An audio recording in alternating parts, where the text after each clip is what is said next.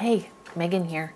So my last video, I showed you my whole YouTube studio setup and promised you that I would show you my actual workflow for YouTube videos. So I've been making videos for a long time and have added and changed and tweaked my workflow numerous times. There's actually an old video I have of my workflow that is fairly outdated now. So it's time for an update. So first, let me give you a run over of this. Right now, I have two brands, meganbrame and the Beige House, that consists of 4 channels total. This one, and then the Beige House has 3 that are segmented based on topic. So for someone with ADHD, that makes a lot of work. And uploading consistently, even when I just had 2 channels, was a challenge. So doubling that makes it pretty hard. So I've tried to create a framework that will take this out of my hands as much as possible and ensure I stay on pace. FYI, not everything gets done the way I want it to. That's just on me, but we're doing the best we can, right? That said, I don't get it right every time, and I'll show you where I mess up later on. I'm hoping that this video can give you some ideas for new ways you can streamline your video setup if you plan to become a YouTuber. All right, let's get to it. Part 1, ClickUp. My ClickUp workflows hold everything I need to determine what stage I'm in for each video and helps me keep tabs. I use the board layout, but I'm sure the list feature is fine too. I just visually, I like the boards better, and it helps me move each card through the process. Template is where I have all of the things that I reference often. So my elevator pitch, the template for each ClickUp card, commonly used affiliate links, things like that. Ideas is the first step for every video. This is where the card is first created before it can move through the process. If I have ideas on the go, I'll use Magic to kind of flesh that out. But if I'm on my computer, then I just do it automatically in ClickUp. Once the idea is sort of vetted, that's when I'll go into the scripting process. And sometimes I'll write a really detailed script. This is if I have to utilize scientific research or reference something that I have to get the text right.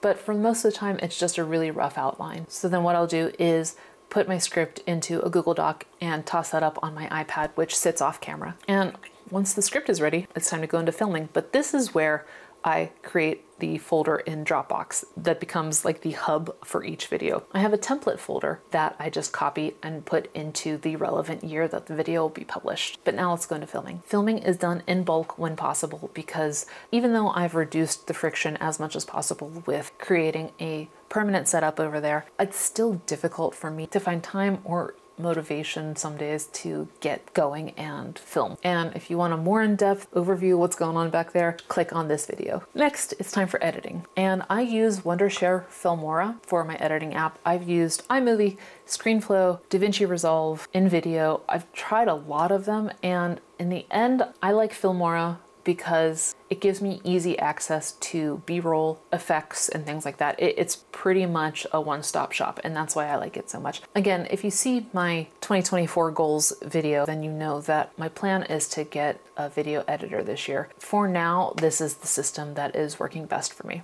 One of the things I really love about them is the AI function that will auto-detect and cut silences. That has made my life so much easier because it saves me a lot of time of having to go through the video and just cut.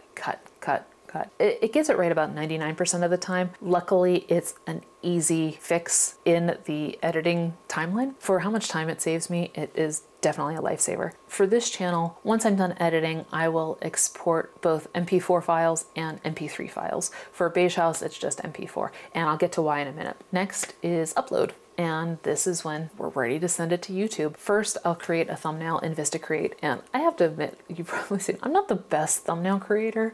I do okay, but I usually spend maybe like half an hour at most on thumbnails. Again, I could probably be better at this, but like I said, my goal is to have someone else do it eventually. So I do enough to get by, I think. Now that it has its thumbnail, it's ready to be uploaded, I go over to ClickUp and I put it in the Send to VA list. This is a trigger that automatically copies the card onto a different board that I would have for a VA.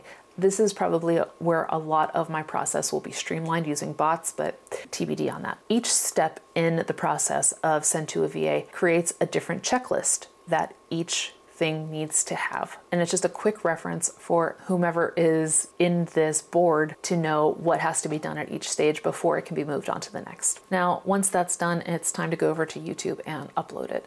And this is where I have preset templates in my description that I just fill in. I have a section for the description, for timestamps, affiliate links, and chapters. What I do then, once it's uploaded, is set it to unlisted rather than private. And that's because of the apps that I use to finesse this. First, we get that link and we upload it to Cast Magic because that takes a little bit longer to process. While it's processing over at Cast Magic, I also go over to Taja. And this is where I get my title, my chapters, my tags, and they also give descriptions auto-generated, but to be honest, I'm not a huge fan of their descriptions because it utilizes old text, like old descriptions, and kind of meshes it all together. I get my descriptions from Cast Magic, in addition to my blog post, my newsletter, captions from social media, and my transcript. YouTube's transcript is pretty good now, but again, I like to have all of the files for each video. Also, while it's unlisted, I will open Opus to create shorts. However, sometimes there just isn't a good short in the video that it can pull, and it is what it is. I'm also kind of dubious about shorts and Instagram reels and things, so I'm not heartbroken if I don't have one. So now that I have these things, I go back into YouTube and add the timestamps, the title, the description, tags, add it to playlists, chapters, set monetization, schedule it to go live. Now,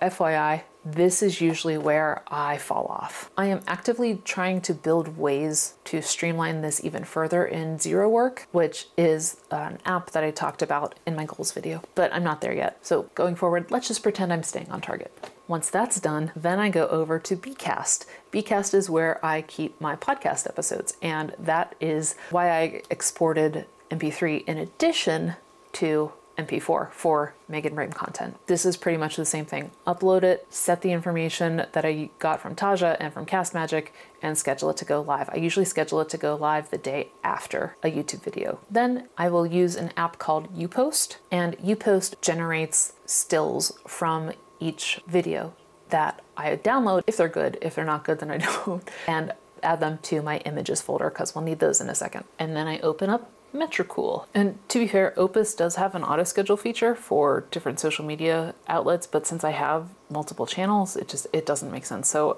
I download everything myself. Once I have all of those uploaded over to Metricool, I schedule them out across multiple channels, and then I go back to YouTube to upload them all manually. I can also upload them in Metricool, but I want that related video link that at this time Metricool has that functionality. So that's why I go back for manual.